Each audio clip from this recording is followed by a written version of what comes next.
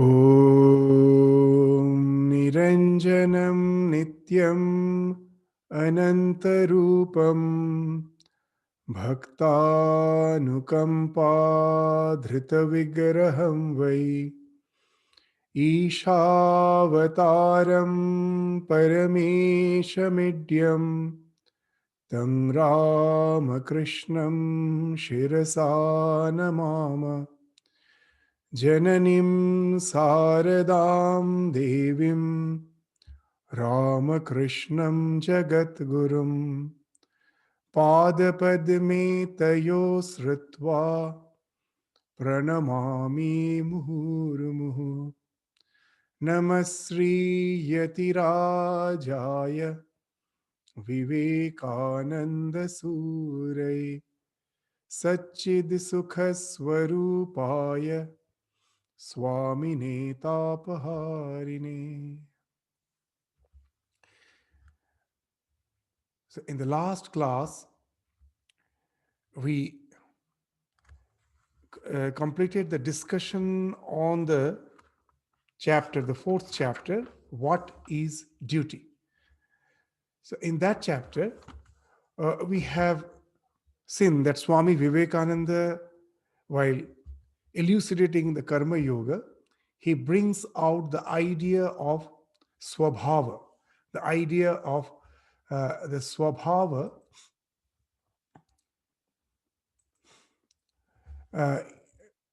as has been enunciated in the Bhagavad Gita, that as per the Swabhava, we are supposed to do our actions, and that too with a sense of offering. There's those that we are just the nimitta, we are the instruments in the hand of the divine. The divine has placed me in certain situation of life to take care of certain responsibilities as per my temperament, as per my inclinations, and I am supposed to do them with the idea of seek not, avoid not, which Swami Vivekananda speaks again and again, that not with an ambitious goal to have some better positions in life, nor I avoid, I just take care of the responsibilities with a sense of an offering to the divine, that all those activities I am offering to the divine. So that's the idea of Swabhavaja Karma, which has been enunciated in the Bhagavad Gita in the 18th chapter, which Swami Vivekananda focuses on the 4th chapter.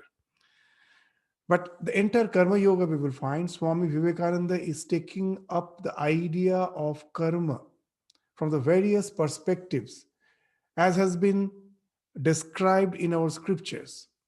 It's not only the Nishkama Karma. We should not forget that the entire Vedas, the majority portion of the major portion of the Vedas deals with the Karma Kanda, with elaborate rituals, yagyas, which also comes as a part of karma. And that becomes karma yoga when you do all those things with a sense of detachment, that they are the nitya karmas. I have to do them, nitya and namitya karmas, but I do them with a sense of detachment. I don't want to get the results out of it. They are meant for the chitta shuddhi. So that's the idea of karma, where we find elaborate rituals, symbols, all those things are involved. Even now we find, if you go to the temple, that the lot of rituals, the symbols they use, the yantras they use, if you're doing with an attitude that I want to get the results out of it, then of course it's a karma, but it doesn't become karma yoga. But the same actions, when I do with the idea of chitta shuddhi. What's the idea of chitta shuddhi? That I find that because of my past inclinations, I cannot just think of an abstract idea.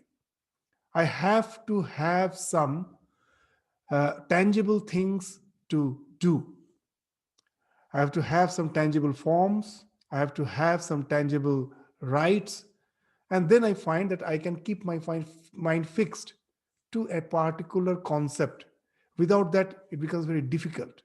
So the scriptures have actually enunciated that the same karma kanda, if I can do with an idea of fixing my mind to the Lord without any inclination for the result, without any expectation for the result, the same karma can result in chitta shuddhi, and that can at last end up, culminate in spiritual realization.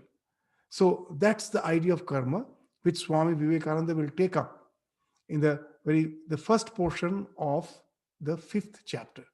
So we will now share the text material for the fifth chapter, and we will just, while reading, we will just discuss on what Swami Vivekananda has to say on this aspect of karma.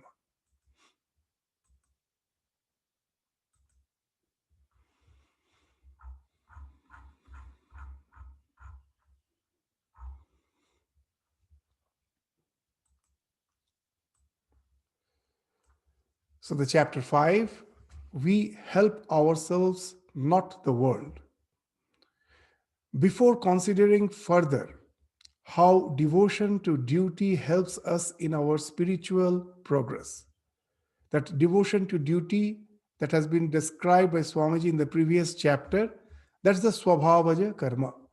That what's your duty is the all the responsibilities with which you are placed in this present life, as per your inclinations, as per your temperaments, and devotion to that duty, how it helps us in spiritual progress by doing the same thing with an attitude of an offering to the divine, that I don't seek any result out of it. So that entails in the spiritual progress, which Swamiji has discussed. That's what he's mentioning. Before considering further how devotion to duty helps us in our spiritual progress, let me place before you in a brief compass another aspect of what we in India mean by karma. So, in the last chapter, we found Swami Vivekananda was referring to the Swabhavaja karma. This chapter starts with the idea of karma associated with the Karma Kanda of Vedas, which speaks of ritualistic worship. In every religion, there are three parts: philosophy, mythology, and the rituals. So, what are these three? The philosophy. As a human being, we cannot remain satisfied with the sensate pleasures of life. Just in eating, sleeping, drinking, that cannot just satisfy us. As Swami Vivekananda used to say, that man, just as a human being, that we cannot just live by this bread alone. When our physical needs are satisfied, we will find that the higher questions of life are bound to come in our mind, and we have to answer them. So, as we will find that there are various indications of Swamiji. Then, when he was asked about the socialist movement in those days, socialism in those days, he told it's very good. Socialism is very good. And then the reason he's saying that is good, because half a loaf is better than no loaf at all. If your basic needs are not fulfilled, you can never think of the higher values of life. It's impossible. Those basic needs will keep you engaged in your day-to-day activities, that how can I meet my ends. So, as Sri Ramakrishna also used to say, khali pete dharma hoy na, that we cannot think of a higher life of religion in empty stomach. So when you are hungry, your entire attention is how to just meet the ends, meet so to meet the bare necessities of life. Once that is taken care of, now I can just not remain satisfied with it. The hunger, the urge for meaning of life, the question that evolves. And that's what the philosophy, if all the religion deals with. And what it actually deals with, the nature of the real world. What's this actual real nature? The nature of the existence, the way someone thinks about life and death, how to deal with it. Is there some cause behind this existence? All these questions are bound to come. And if there is a cause, what's our relation to that cause, what's our real nature, am I just going to be annihilated with the end of this life, or do something in me continue? So these are the things which the philosophy deals with, and it is something which is bound to be there for the humankind. As long as the human beings are there, it must be there. As Swami Vivekananda used to say, just like the way we need water, we need food for our existence, religion is also a basic necessity of human being. You can never throttle it, you can never stop it, however we may try. That question will come, because in our life we find that with all our progress, we are at the end of a precipice, in the word of Swami Vivekananda, and you cannot proceed further. It's a huge gorge that one step further will just simply annihilate you. So you that then ask, then what? What after this? And that from that question comes the philosophy. Now, these philosophical concepts may be quite abstract. It becomes very difficult that once the questions comes in our mind and someone speaks to us of all the philosophical thoughts which has evolved in the human history, we will find it's very difficult to relate to it unless there's a mythology. The mythologies are there, where what the mythologies are based on, through the history. There we will find that there are many various human beings, the great ones, who have really tried to that internalize all the values which has been spoken of in our religion, and transform their life itself into a living commentary of the philosophy. Their life becomes a living commentary. It's something enlivened, the entire religion, the philosophy gets enlivened through their life. And that speaks of the mythology. Uh, so as Sri Ramakrishna used to say, very nice thing, that one day Swami Vivekananda was in Dakshineshwar. He was just having some discussion with Sri Ramakrishna on the philosophical, abstract philosophical concepts. And then Sri Ramakrishna, just to bring the point home, that is all these abstract ideas, just if you keep it in the discussion level, it has no utility in our life. And to bring that point home, then suddenly Sri Ramakrishna told, just see that there's an almanac lying nearby. It was just in his room, in the corner of his room. He asked Naren to bring that almanac. And then he told Naren that you just open and see the forecast for this year. And Naren read that there is going to be torrential rain. And then Ramakrishna told, now you squeeze the almanac, you won't get a single drop of water. So what's the idea? That till you get that drop of water, it's only book and book. It's bookish knowledge. It's mentioned there, you are going to get torrential rain, but you squeeze the book, you get not a single drop. So the mythology is actually speaking of all those lives who have enlivened the philosophy by living it. And that gives the meaning to the philosophy. Otherwise, philosophy has no meaning. It's just like the philosophy becomes just like the IC chip of your computer, that it's just a dry log wood, unless the current passes through it and it creates the world of virtual reality. So philosophy is something dry. Unless it is passing through a life, it is enliving a life and to create this world of the spirituality.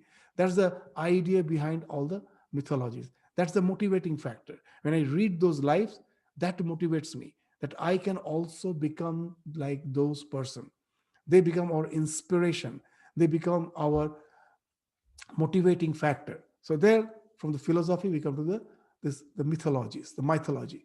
And from there, that also is not sufficient. When we read those life, at the beginning, we may feel that it's something easy. I can also lead that type of life. And then we will find it's not that easy. I need something tangible, something solid to hold on, because those concepts are quite abstract. And then we will find that we are in need of the rituals. And the rituals is not something which is only restricted to the religion, it's everywhere. Just to show that I am patriotic, what we do on the day, on the Independence Day, we hoist the national flag. It's a ritual. For the Olympics, with the torch you are running, that you are going to light the torch and start the game. Before that, lot of all the countries with all their play, with all the one who are participating in the Olympics, they will march to just bring out the point of solidarity. All those things are rituals. Everywhere we will find that the rituals is something without which we cannot hold on to the abstract. We need them. And such that, and the same thing we find in the religion. That is, in all the religions we will find that they have elaborate rituals. Whenever there was an attempt to get rid of the rituals, we will find the religion lost its strength. It never can have that strength, that intensity without that rituals. So that's what is being indicated by the term ritual here. So every religion has these three parts: philosophy, mythology, and ritual. Philosophy, of course, is the essence of every religion. Mythology explains and illustrates it by means of more or less legendary lives of great men, stories and fables of wonderful things, and so on. Ritual gives to that philosophy a still concrete form so that everyone may grasp it. Ritual is, in fact, concretized philosophy. To understand how the ritual helps us, in our scriptures, there is an idea of aham graha upasana. What is it? That the vigraha which is outside, that I have to internalize. If I just go and stand in front of the vigraha and say, "You are great, I am small," in that way, it's not going to help me. I am a sinner, oh, you are the Lord, please save me. Yes, of course, there is a sense of resignation. But actually, the vigraha is not there only to say that I remain as I am, entire responsibility is on you to save me. The vigraha is there so that I can convert it into aham graha, means the vigraha should be internalized. It should become an aspect of my life. How can it be done? How can I internalize all the ideas and ideals which that vigraha represents? So it is a very nice way of understanding it. Suppose a doctor has 3 or 4 children. After throughout the day's work, he returns. And after returning, now he's relaxed. He wants to relax. First, he opens the white coat which he's wearing, keeps the stethoscope, opens the shoes, and he's just relaxing. And in the meantime, we find all the children come running. One will get hold of the white coat and wear it. Someone else and the other child will get the stethoscope, and someone will wear the father's shoes. And they all will be moving around the house as if enacting as if they have become the doctor. By wearing the white coat, as if the child has become the doctor. With a stethoscope, the child thinks that I am the doctor. The one who is wearing the father's shoes, the child also thinks I am also as great as my father, a doctor, a very reputed doctor. So these are all childish acts. Just by wearing the white coat, you never become a doctor. Just by having the stethoscope, you never become a doctor. Just by wearing the father's shoes, you never become a doctor. But the father is happy. Why? He knows that these acts are mere childish. Apparently, they have no meaning. But through all these childish acts, they are developing the motivation that one day we also will become a reputed doctor just like our father. So that the motivation, these acts are all very simple, childish, apparently meaningless, varied. That's the many where people will be criticizing Hinduism, that we don't have an organized way of practicing religion. If you go to the Kumbh Mela, the biggest religious congregation in the world, you can never see such a huge congregation anywhere. But we won't find any two people doing the same thing. What to speak of two people? Even the husband and wife has their own way of practicing religion. And apparently it appears to be a highly disorganized mob. But that's just the apparent way of seeing. There may be no regimentation, that at the same time all are getting up, at the same time all are bowing down, all are repeating the same chants. Maybe it's not there. That regimentation is not there. It appears to be highly disorganized mob. But the idea is that ahamgraha, like all those 3, 4 children, all are doing some childish acts. If you ask what's the meaning, yes, ultimately it will be very difficult to convince someone that what I am doing is really very, very meaningful. But it's not the act, it's the motivation which you are growing. All of them have the same common motivation, that I want to purify myself, I want to become more and more detached, I want to get more and more aware of the presence of the divine in my life. No one can deny that, whatever I may be doing. And that's what the democracy in the religion. You're allowed. That's the Ahamgraha Upasana. And that speaks of the rituals. That I need to hold on to something to keep my motivation alive. And that's the ritual which Swamiji is speaking of. That we need something tangible, which this ritual gives the philosophy a still more concrete form so that everyone may grasp it. Ritual is in fact concretized philosophy. This ritual is karma. So now we will find that Swami Vivekananda, when he's dealing with this subject of karma yoga, he is having in his background the entire gamut of all the ideas which is related to karma and karma yoga. So previously he was speaking of nishkama karma, sabhavaja karma. Now he is not leaving out this. The portion, the karma kanda, is not denouncing it. He is bringing it in his discussion, and just to bring home the point that it also has a great role to play in our spiritual life. So that's why he's bringing this topic. He's not leaving it out. This ritual is karma. It is necessary in every religion because most of us cannot understand abstract spiritual things until we grow much spiritually. Sri Ramakrishna's examples are wonderful.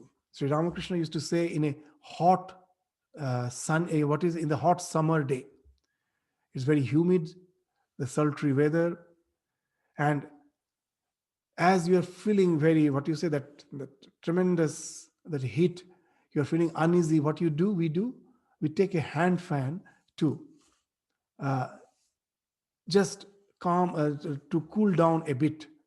And suddenly, Sri Ramakrishna is saying, suddenly you find that you are using the hand fan and the southern breeze starts blowing. Then what happens? The hand fan will fall off. There's no need of the hand fan because the moment the southern breeze starts blowing. So what's the southern breeze? That's the real, what you say, that our evolution in our spiritual life. Once you have evolved really in spiritual life, then all the rituals falls off. But before that, the rituals are a necessary thing.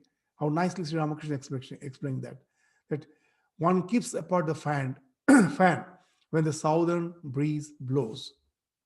In another place, he is giving a very important, significant point. He is discussing that why the rituals in the initial stage is required.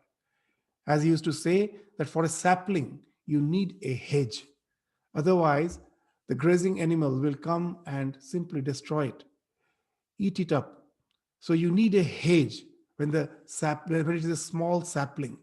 But when it has grown, it's a huge tree, most probably a banyan tree, then what to speak of protecting it?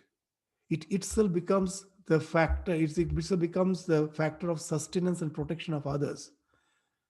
The other creatures can come and enjoy its shade. There can be the birds who are just have their nest on its branches. So it becomes the factor of sustenance. It itself required that hedge in the beginning. So rituals are like that. So that's why Swami Vivekananda, also in favor of ritualism, has a very nice statement he has uh, quoted. What's that? What he's saying? Swamiji's words. These words all become relevant when we try to understand in its correct perspective. That Swami Vivekananda, according to Swami Vivekananda, what he's saying, that it is very good to be born in a church, but it is horrible to die there. The word church he is using not only for a particular denomination or a particular religion. What church means, the all the in this initial spiritual practices, all the organizations, all the so-called temples, the synagogues, all these are included in the church. These all have a utility. But if we find that we have to continue with it throughout our life, then we should know that we haven't grown. So it is very good to be born in a church with all those rituals, everything. It's very good, but it is horrible to die there. So that means we haven't outgrown. So that's the idea which Swamiji is indicating here. This ritual is karma. It is necessary in every religion because most of us cannot understand abstract spiritual things until we grow much spiritually. So till you grow spiritually, they are there to protect us, to help us too. Just like the small child, when it's learning to walk, it needs some support. So these rituals are like those support at the beginning, but once you learn to walk, that support is no more needed. So it is easy for men to think that they can understand anything, but when it comes to practical experience, they find that abstract ideas are often very hard to comprehend. Therefore, now he's coming to the fourth aspect. First, he spoke of philosophy. The next is the mythology. The third is the ritual. The fourth is the symbol. So, this symbol is the thing which now he's bringing into his discussion. So that it is easy for men to think that they can understand anything. But when it comes to the practical experience, they find that abstract ideas are often very hard to comprehend. Therefore, symbols are of great help, and we cannot dispense with the symbolical method of putting things before us. Now, this symbol, it plays a great role in the life of a human being. That has become like these symbols are the thing which is responsible for us to evolve in a much different, in a very, very different way than any other creature. It's a symbol. To give a very common example, just let us try to understand. A small child is playing with a stick in the backyard of his house. It's a very common thing. We find the children have their own childish play. And now the father goes and asks the child, "What are you doing?" So first he doesn't any reply. He just goes on playing with the stick. And the father asks, "What are you doing with the stick? Leave it off. What that useless thing you are doing?" And then the child shouts, "Don't come near. I am having a sword in my hand." The father laughs. The child also laughs. It's just like a prank. But actually, the child has done something which no other creature can do. It is the dual representation. The sword, the stick has become the sword. See, the stick is now a symbol. It's not a real sword. It is just a symbol. This symbolical reasoning is something which has made the human beings unique. It has given us the capacity. The language, the entire language is actually symbol. When here in my presence, at just here near me, there is no pot. I just use the word pot. Immediately the idea comes to my mind. So the word is just a mere symbol of the real thing. It may not be there in my presence. So all the language, and from the language then from the language came the writing. The language, the writing, our mathematical notations, mathematical reasoning, our art, everything is actually symbol. See, everything as a human being has evolved because of our capacity of symbol reasoning. And it do has a great role, of course, in religion. Like in any other field of our life, symbol has a great role. What's the biggest role? With the language, what's the biggest role? In biology, there is a theory that how evolution has happened. What's the proof that evolution has happened? There's a theory called recapitulation theory. Ontogeny repeats phylogeny. What actually it means? That ontogeny repeats phylogeny. That the successors that follows all the steps which has been followed by the predecessors. To give an example, the successor, that what that how what's the biggest proof that evolution has really happened? If you study the embryology. If you study the embryology, you will understand what this ontogeny repeats phylogeny means. If you study the embryo, we as a when we were born in the mother's womb, we started as a single cell. And from there, in 9 months, we became the human being. The entire to become a human being, it took 9 months. We started as a single cell, and if you study the embryo, you will find at certain state, we were just like the amphibians. We were like the fish. We had two-chambered heart. Then it became three-chambered. It became four-chambered, just like the lower forms of life. In the lower forms of life, they have two-chambered heart, three-chambered heart. Then as a mammal, we have the four-chambered heart. We had tail in the coccyx region. That also, before we took birth, it was retraced back. We had like fish fins that got converted into lungs. If you just study the embryo, the process by which it is growing. Now, why we are saying this? That how it can be proven that as a human being, we are the most evolved. Now, in the nature, from a single cellular organism to evolve to a human being, it took millions of years. But in the mother's womb, it happens just in 9 months. It's just like the rebooting of your computer. When you on the computer, it's not just like owning the lights with just owning the switch. That you just on the switch, immediately the light glows. It's not like that. In computer, what happens? All the softwares which you have loaded there, one kicks the other kicks the other, and all gets activated. And when at last you find your computer is on, the same thing is happening in the mother's womb. It's the rebooting of the entire process of evolution in a very short time, in 9 months, and we are born as a human being. And that's why it is told that ontogeny repeats phylogeny. That when we are in the mother's womb, we are repeating the entire process of evolution at a very fast pace. As a human being, the evolution is not merely biological. Now, when we are born, it is because of this symbolic reasoning, we again evolve at a very fast rate. Just think, a small child goes to the school. By the time he's in the 12th standard, he's 16 or 17 or 18, whatever may be his age, in a span of 12, 13 years of his education, what he has done or she has done, what our science took, that Newton discovered gravitation, then electromagnetic laws were discovered, so many things were discovered. It took hundreds of years as a human being to have that huge fund of knowledge.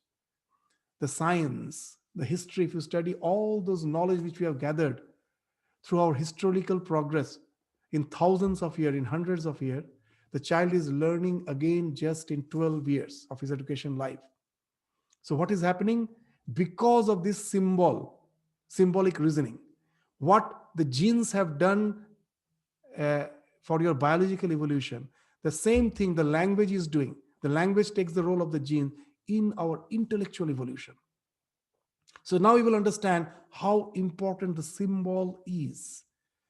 Because why we are saying it's, suppose whenever we speak of symbol and all, immediately we start criticizing it something as mere meaningless ritual, meaningless something meaningless which is related to the religion. No, it actually speaks of the entire human evolution. Our language is itself a symbol. So now you will find that what Swamiji is saying, do make sense. Therefore, this what he's saying, it is necessary in every religion because most of us cannot understand abstract spiritual things. The symbol has helped us to evolve like anything. Just to give a common example, that there is a quicksand somewhere, and a chimpanzee goes and falls in it and dies. And then the chimpanzee's son, the chimpanzee's grandson, follows the same mistake. But for a human being, when you go to someone of our grandfather has fallen on the quicksand and somehow he saved himself, what he does, he just will be keeping a signage there. Don't go there. There is quicksand. You may fall. You may be in danger. And now no one will be committing the same mistake. So we can learn through the experiences of our predecessors. So that's what the importance of the symbols. The simple signage has helped me to avert those danger. So that's why the symbols are so much necessary. It is necessary in every religion because most of us cannot understand abstract spiritual things until we grow much spiritually. It is easy for men to think that they can understand anything. But when it comes to practical experience, they find the abstract ideas are often very hard to comprehend. Therefore, symbols are of great help, and we cannot dispense with the symbolical method of putting things before, just as we were discussing. It is a must that symbolical reasoning has made us humans. From time immemorial, symbols have been used by all kinds of religions. In one sense, we cannot think but in symbols. That's what even the language is symbol. Words themselves are symbols of thought. So that's the Swamiji is also indicating that words, the word language, itself is actually a symbol. They themselves are symbols of thought. In another sense, everything in the universe may be looked upon as a symbol. Now, in this, Swami Vivekananda's lectures are sometimes really very difficult to understand. Some of the sentence appears to be so simple, but as in his background of his and as in the background of his mind, a tremendous storehouse of spiritual knowledge is there. Sometimes he's speaking a sentence which appears to be a casual sentence, but he is aware of the highest spiritual ideas. And in one sentence, in such a way he's putting it, it actually becomes like a sutra. It's in another sense, everything in the universe may be looked upon as a symbol. The whole universe is a symbol, and God is the essence behind. How the whole universe is a symbol? In the modern language, they say, what we see is not the reality. It is a map of reality. Map is a symbol. It is not the reality. By seeing the map, then I go out to find out the roads, to find out the destination. Similarly, so that map becomes a symbol, the whole universe is actually a symbol. We have discussed it so many times, so I am just again saying that what we are doing, that the colors are not outside. It is we who are projecting the colors. It is we who are painting the universe. Why? In the words of Shankaracharya, for the Vyavaharika Satya. Ultimately, everything is divine, but as long as I'm in the physical body, I have to deal with the so-called physical existence. And to help me out, I need some maps. And that's the Vyavaharika Satya. How to understand that? That when I draw a map, what I do, I put the colors. Suppose for the main road, I put any freeway, I put green color. All the roads which are merging with the freeway, I just color it green. The freeway is red and the merging roads are green, and most probably the roads which are the exits, which are moving out, that's some other color, yellow. Are there really yellow, green, red colored roads outside there? You will never find it. While drawing the map, I have used them so that it becomes easy for me to navigate through the road when I'm passing through to go to my destination. So I've used those colors. Similarly, the outside world, what is there is something unknown. Religion says, ultimately asserts that it is the only non-dual spiritual thing which alone exists. But for the time being, it is actually unknown.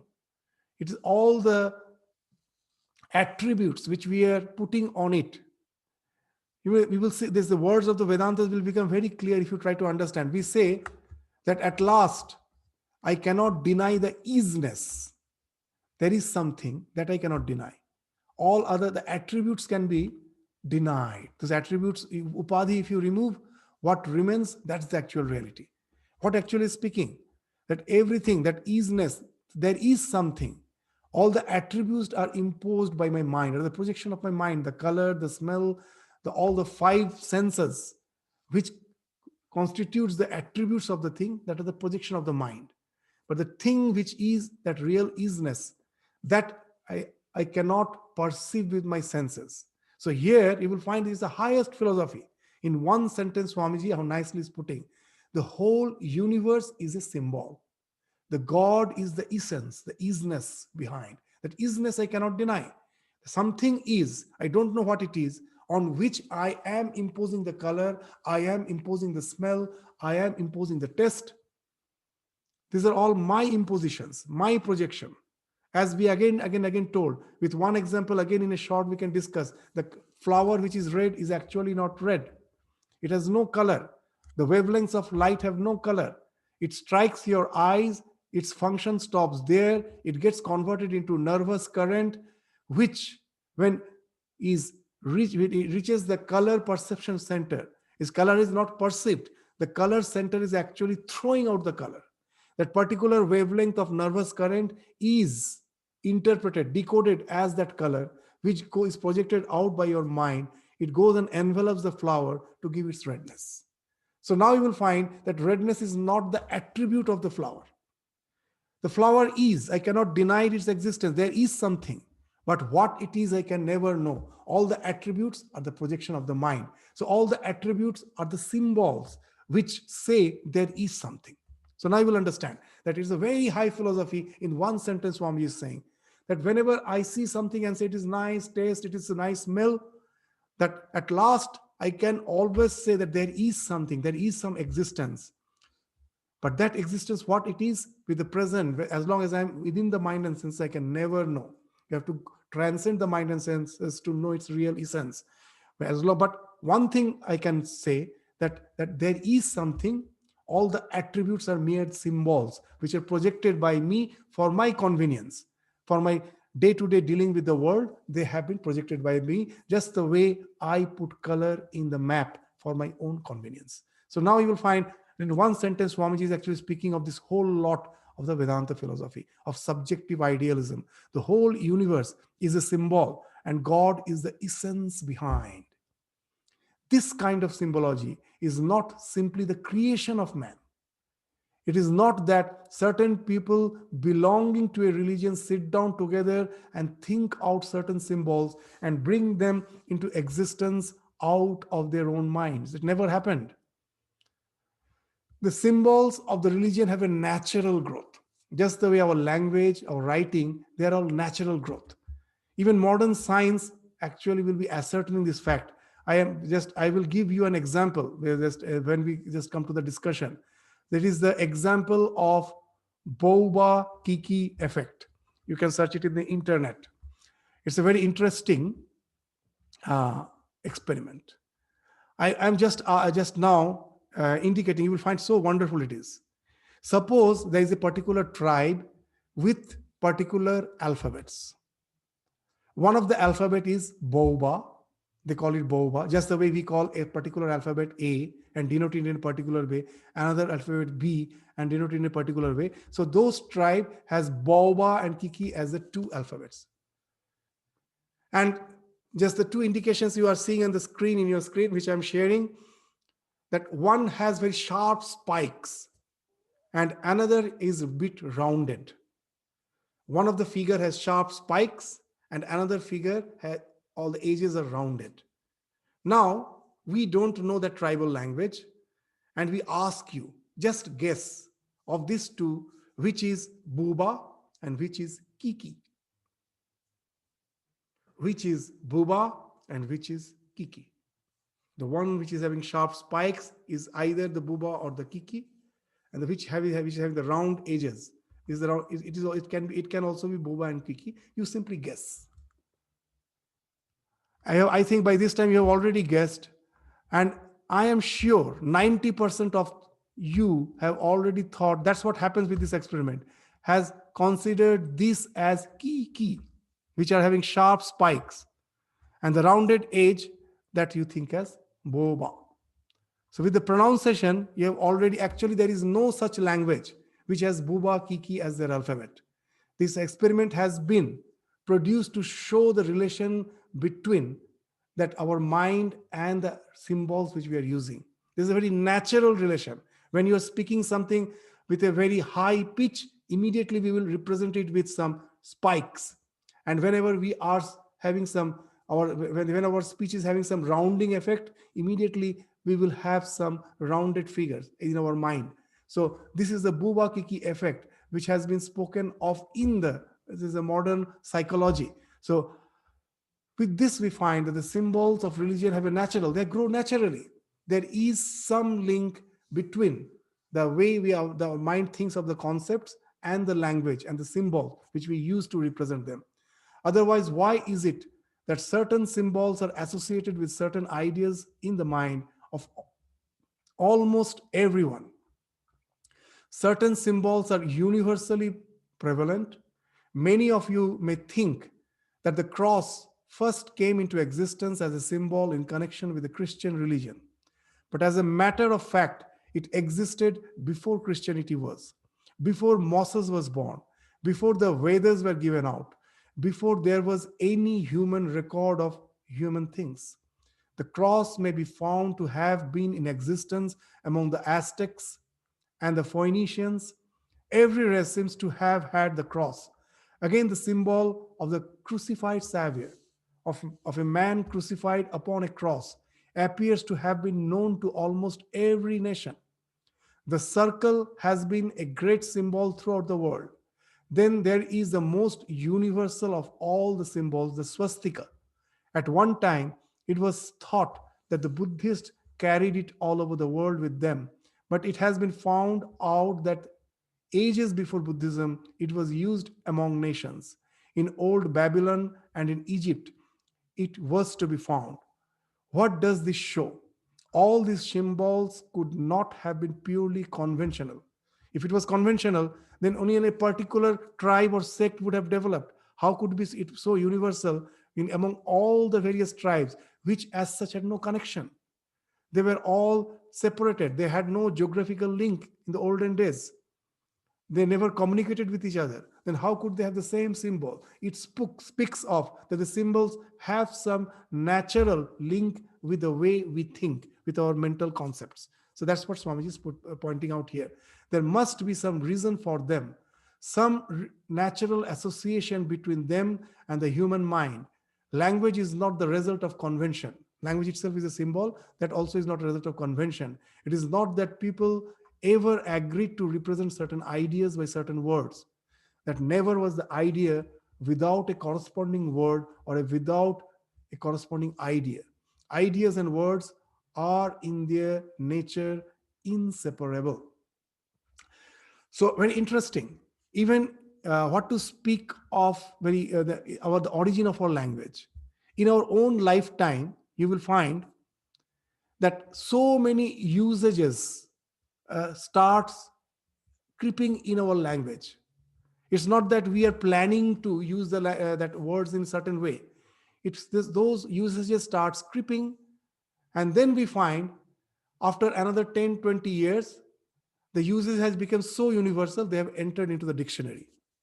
So now you will understand. It's not that from the dictionary the words are coming, that someone has sat down and just instructed all to use those words. It has never happened. Somehow in our civilization, the word starts creeping up. It evolves, develops, it becomes a common usage, and then it enters the dictionary. The grammar also has formed that way. It's not the grammar was first there to create a framework for the language. The language developed by its own, and then the grammar came later to find out the hidden links of what is the rhythms behind the entire language, and the grammar evolved later. So that's what Swamiji is saying that the language is not the result of convention. That's just like writing a dictionary or grammar. First it came and then the language came. They came later. First, the language has evolved by its own. It is not that there never was the idea without the corresponding word or a word without a corresponding idea. Again, Swamiji speaking with a huge background of our scriptures in the mind. Very interesting that every idea should have a word. He's not speaking everything should have a word, every idea. Very interesting. When I see a red flower, if I just use the term red or not, in our regional language, I may say it is lal, raktim, in Sanskrit, raktim varna. Whatever word I may use, whether I use its raktim varna or I use the word red, when I'm perceiving, my perception, even without the word, is same as your perception. There is no difference in it. So there, when I'm perceiving a thing, for perceptual knowledge, language is not important. Words are not important. For perceptual knowledge, whatever words we may use, we perceive the same thing at last. But when it comes to ideas, the word is necessary. Very common example we will give, you will understand. That suppose an elderly person is passing through the street holding the hands of a small child. Unless someone says that the elderly man is the father of the child, the word father is a concept, is an idea. You cannot see, it is not a perceptual knowledge. Unless they say he's the father, can you ever know that he's the father? He may be his uncle, he may be his elder brother, anything he may be, or he may be just a known, the neighbor is the neighbor who just is taking the child somewhere. It may be anything. Unless someone used the word father, can you ever know that that's what's the relation between these two? So for ideas, for this conceptual knowledge, word becomes a must. So without that, we can never have the knowledge. So that's why Swamiji, it's from our scriptures we are saying in the Yoga Sutra, there's tasya vachaka pranava. That you will find that we constantly say that God and his name are inseparable. And we sometimes mystify it. There's nothing to mystify. That God actually for me is a concept, that he is such a being from whom the entire creation has evolved. In him the entire creation is sustained. All these concepts I can never understand unless I use the word God, or unless I use any vachaka, that omkara. If I don't use, it is almost impossible to convey the idea behind it. So that's why in Yoga Sutra they say tasya vachaka pranava, that his nomenclature is Om. So that's the idea here, that when it comes to the ideas, unless there is word, I can never understand it. So it is not that people ever agreed to represent certain ideas with certain words. That never was an idea without a corresponding word or without a corresponding idea. Ideas and words are in their nature inseparable. Nam, nami, abhed. Just like the flower and its fragrance, I cannot separate. So the name and the idea cannot be separated. The symbols to represent ideas may be sound symbols or color symbols. Again, you may find that this sentence Swamiji is just speaking out, but actually he's having the scriptures in his background in Tantra, that kala, to understand a particular aspect, in which way the divine has manifested. The divine has manifested as the entire universe. Those are called kala, particular aspects. In you, in a particular way, it has manifested. In me, it has manifested in a particular way. And how to understand in what way it has manifested? There are two ways: name and nama and rupa. That nama is a particular vibration, as the words, nama represents the words, and rupa represents the vibration of color of rupa. This rupa means both are vibrations. Very interesting. In Sanskrit, you will find the color is also translated as varna and color, and the sound, the alphabets, they are also varna. In Sanskrit, the alphabets are also varna and the color is also varna. You will see what a wonderful way the language has been developed. Varna actually represents the particular way of vibration of the particular aspect of divinity. It is not the entire divinity. The divinity is manifesting in a particular way, and that corresponds to a particular vibration. That may be a vibration of rupa, of color, or of nama in the form of words. That's what Swami is saying. The symbols to represent ideas may be sound symbols or color symbols. Both are varna. Deaf and dumb people have to think with other than sound symbols. Every thought in the mind has a form as its counterpart. This is called in Sanskrit philosophy nama, rupa, name, and form. Here again, a wonderful idea is hidden. Many, most of the people, those who don't understand Hinduism, they say that we are idol worshippers. We worship idol. But still, we don't worship idol. We are worshipping a concept which is represented as a symbol in the form of the idol. And you may say, what was the use of using the idol? We would have just avoided it. But actually, why the idol is used? It has a psychological reason. The psychological reason you will all understand.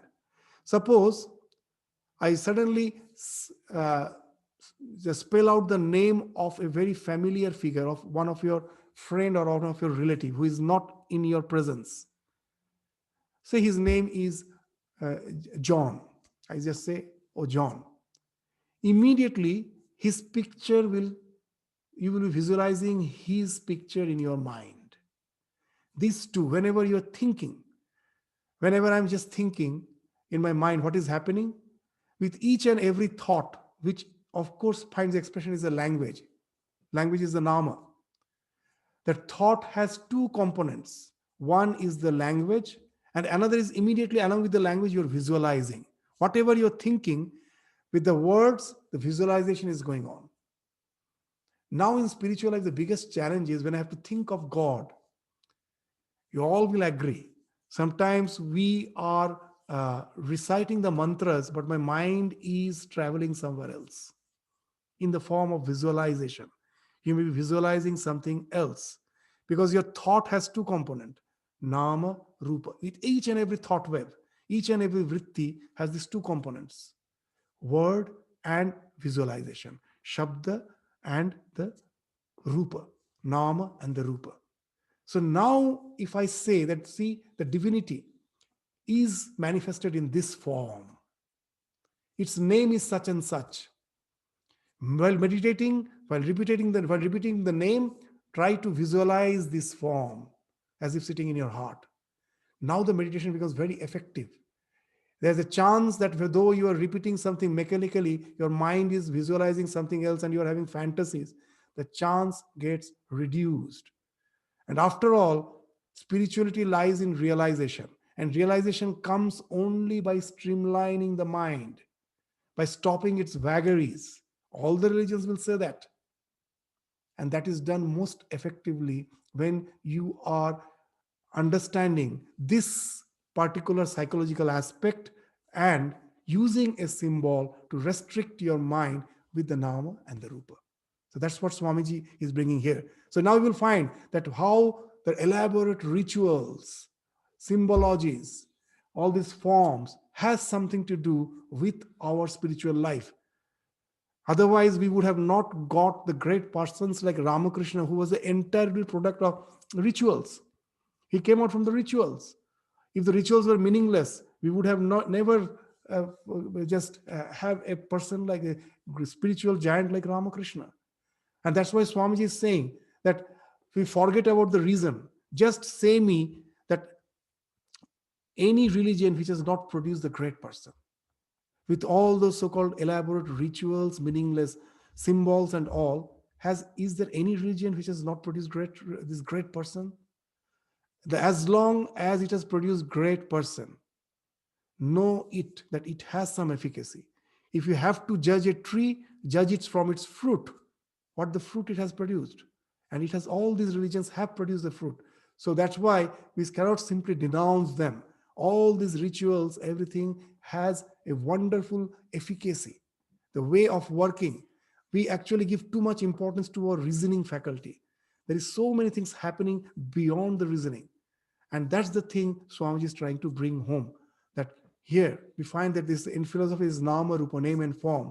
It is as impossible to create by convention a system of symbols as it to create a language. In the world's ritualistic symbols, we have an expression of the religious thought of humanity. This sentence again is very important. We will take up again from this portion in the next class, that how the ritualistic symbols actually is expressing the sublime religious thought which that particular section of the humanity represents.